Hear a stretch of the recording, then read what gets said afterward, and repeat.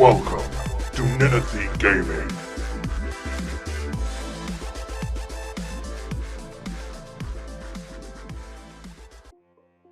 Oh man, I might get some hate for this. Lies of P. Well, there's a well in this game. Welcome to episode 2 of Brutally Honest Reviews. I'm just recovering from a cough. I might break my voice every now and then. I might sound like a teenager who hasn't hit puberty. It is what it is. Now, I'm no stranger to Souls-likes, good ones and bad ones. I'm an avid fan of From Software's dark, dreary, desolate, despair-ridden worlds with epic adventures and monstrous boss fights. Heck, I love it. I was insanely hyped when Elden Ring first got announced. My favourite one is Dark Souls 3. But having played Bloodborne and totally not banged my head against my desk during the DLC, Have mercy upon us.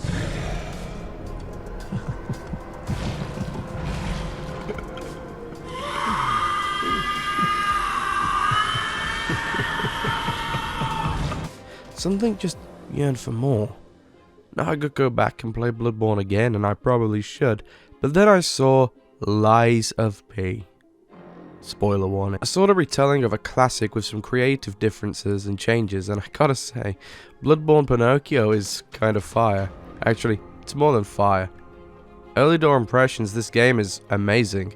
The setting, the aesthetic, the atmosphere, I can easily say is one of the best settings I've ever seen, let alone from a smaller company, especially during this modern gaming period. Ooh, kill him! Ooh, kill him! Almost every location has a different yet somehow nostalgic feeling to it, which is really hard to accomplish, so props to the developers there. And almost every level feels polished and, dare I say it, up to that From Software standard I've grown used to. New systems like the Fury system are interesting, and while I think they're cool and very anime, I do think they have their own issues, but we'll touch more on that later.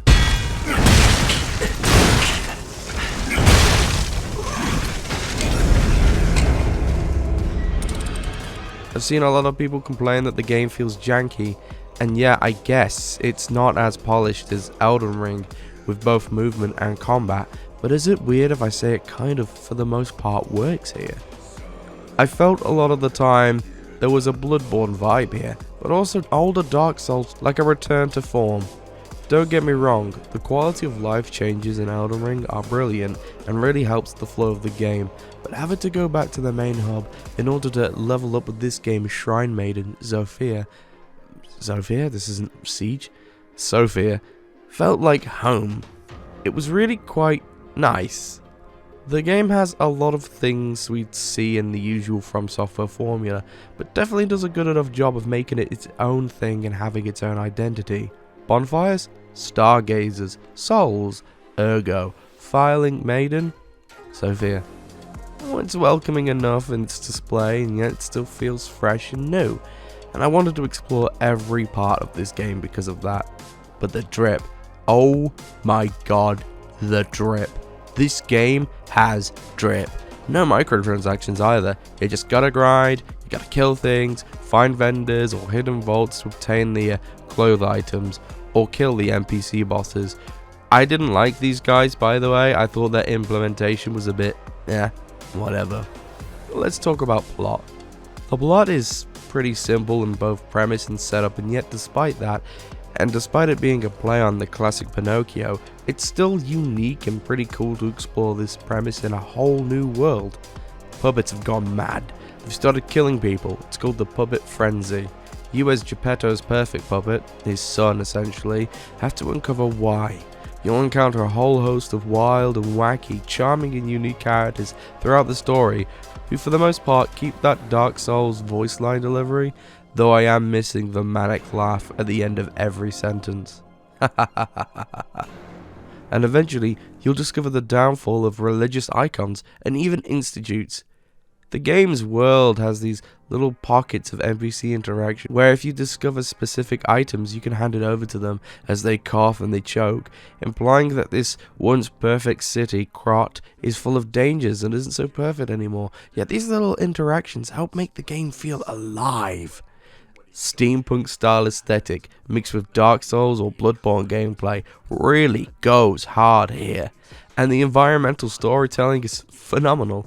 I mean, it helps elevate that plot, especially when you progress further along and have to retread old areas that are now warped and contorted due to the antagonist's experiments. And the final sort of twist at the end, while kind of going against the whole point of Pinocchio, was quite cool to see, as it opens the game up for the player to choose what ending they'd like. Also, they're heavily hinting at doing Wizard of Oz next. Nice. Let's talk about the meat and bone of any Souls-like, the bosses. This game's bosses, admittedly, are kind of hit and miss. Some of them are pretty easy, while some of them drag on, and others have this over-reliance on an archaic game design that I just wish the game developers didn't gobble up, didn't dive into.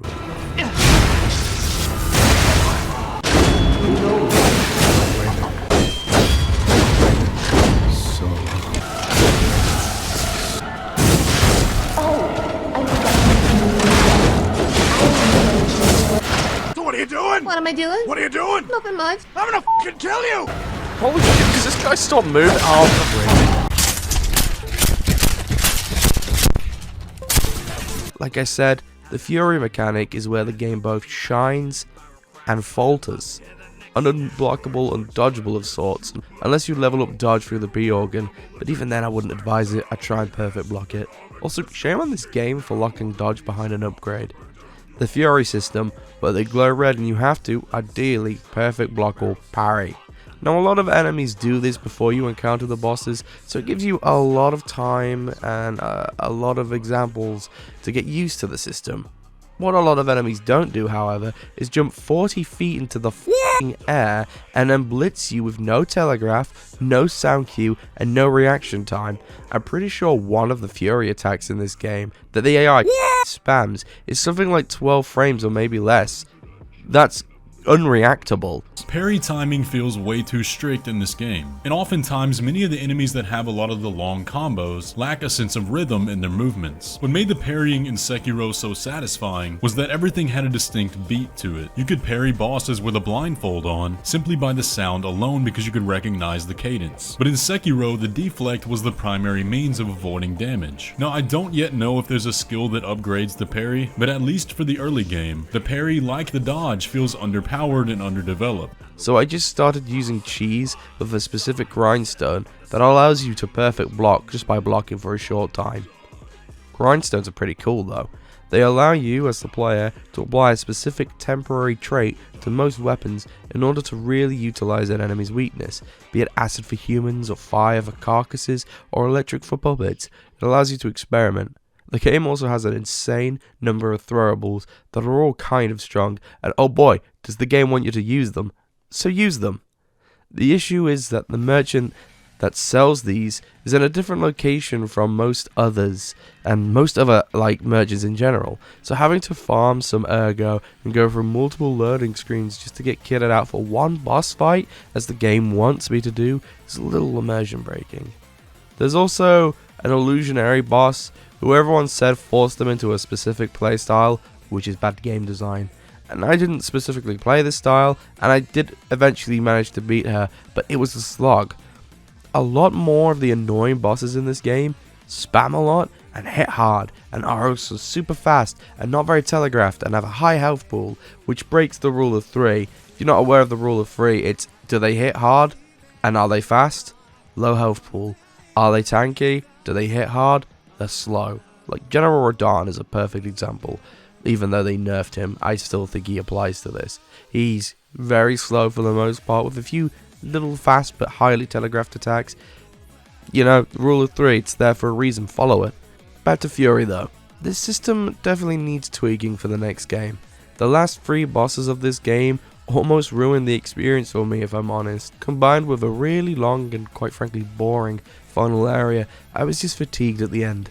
I no longer felt the passion from the developers, as a lot of this final act felt phoned in.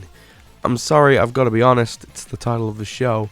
The final act has you storm this alchemist tower, and at first it's really cool, like I'm running as a mad hero trying to save my dad, clashing with monsters and battling brutes, but then it started to go on, and on, and on, and on, and on, and on, to the point where the game offers me like 3 or 4 shortcuts to the same fucking Stargazer, with really poorly placed elite enemies that spam attacks and CC you around every corner, to the point where I just genuinely just wasn't having a fun time. I just wanted to run through the area.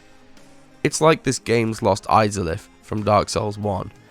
I'm not entirely sure what they were thinking. This game also has its own Blight Town, and I hated that, as well as its own Sen's Fortress, and yeah, that section kinda sucked too.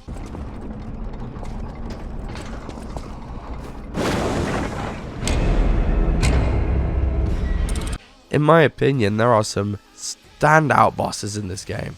I personally love the Black Rabbit Brotherhood boss fight, both versions, and I know that's a rare opinion, as apparently a lot of people hate these guys. In my opinion, they're like the perfect ganked boss fight. This is how you do gank boss fights. I loved it. I loved it so much. And despite my grievances, I love both Nameless Puppet and Laxasia. Knows how to pronounce that name. Nobody can. Oh, Simon.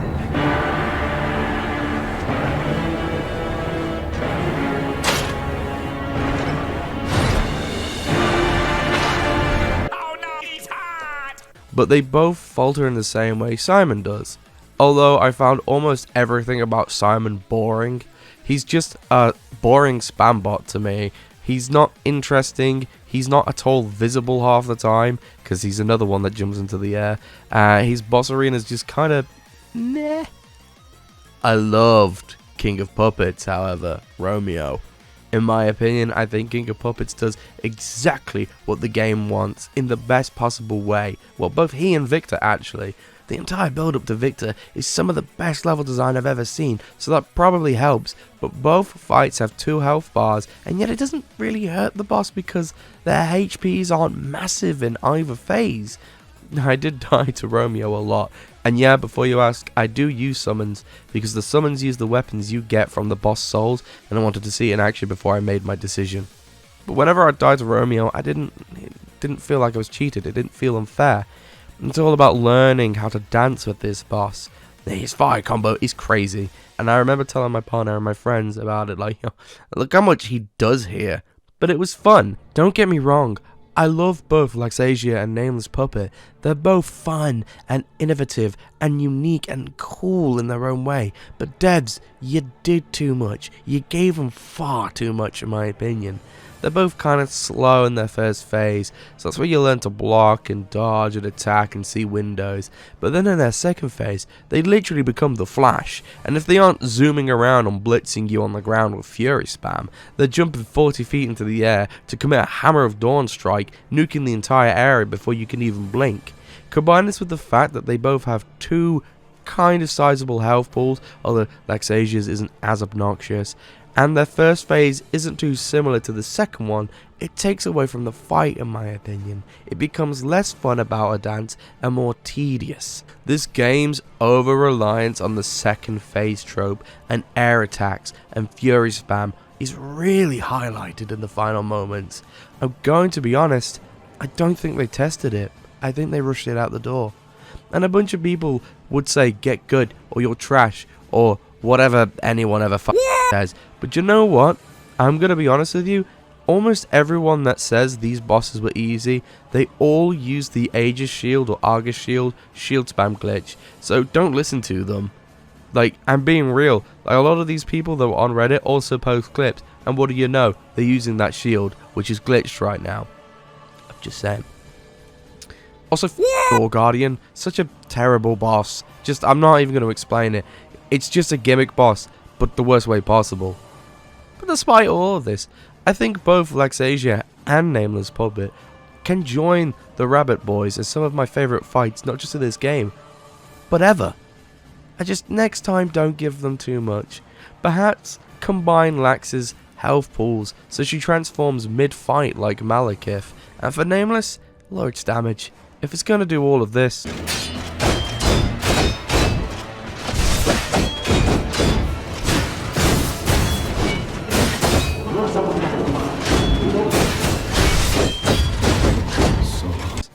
it needs to do less damage. But Fury is definitely the problem. It needs tuning. It's the biggest issue. It needs to be more telegraphed and punishable. I know you can build into it, and I did, and I still just kind of didn't have fun at the end. The stagger in this game also needs some crazy work. I despise getting perfect blocks and learning the boss's attack pattern and being given the opportunity to stun an enemy into a critical hit, but then they just start spamming attacks and flying around the arena, so there's no window to even throw the stun ball at them. This is a silly mechanic, and it also needs work. It's kind of like Elden Ring's break poise, but instead of just breaking the poise, you open up the window to break the poise, and then the boss just decides, I'm not going to stop attacking, so you don't get the reward for playing the way you should. Now yeah, the bosses did dampen the experience, because the game is so good, so polished, and so fluid up until this point, and I think to stumble here is silly. Like, it's great to watch these bosses, but I'm not watching an anime. I'm playing a game. You can't give me Dark Souls level movement and expect me to dance with Sekiro level boss speed, okay? Great bosses squandered by overtuning and an overkitted kit. I think the developers went way too overboard, they went way too silly, they went into their heads and thought, oh, this will look great. We need someone in that room, I think, to go, no. I think every developer needs that, to be honest with you, because sometimes the developers go too far. With all that said, however, they tweak those last few bosses and do something about the Archbishop boy, whose second phase you can avoid entirely. I'd happily replay this game over and over. With mechanics being able to make your own weapon combos, it's really fun. I really liked combining a giant axe head with this little police baton. It's so goofy. And the Legion arms, what a brilliant mechanic. Unfortunately, the game has two standout ones to me. Puppet String, I think it's called, and like I said, Aegis Shield, as I mentioned earlier. You don't really need the others unless you want to go out your way, so perhaps a little rework is in order to make the others shine as much as these two do, but otherwise, they're fun, especially launching into the air to do a sick air combo, though I do feel it's a little too easy to be hit out of that. All in all, a great first attempt. Slightly squandered by overly ambitious boss design late game, and some bosses early game are a little sluggish. Not a bad first attempt at all. Like I said, I still love Lax and Nameless, and I love the Rabbit Boys. Just edit the last two a bit, okay? Lax and Nameless need a little tweaking. I'm really looking forward to seeing what lessons the team learns and what comes next. License P, honestly, could have genuinely been a 10 out of 10 and my personal game of the year had it not been for these little mistakes. But first time round, I've got to give them credit regardless. For now, License P gets an 8 out of 10 and the Ninethy seal of approval. Go ahead and try it. You'll probably do better than I did. See you next time. Wait. You could pet the cats of this game. Change the score right now. This is a 10 out of 10 game of the year. My personal game of life. It's fantastic. Get it now.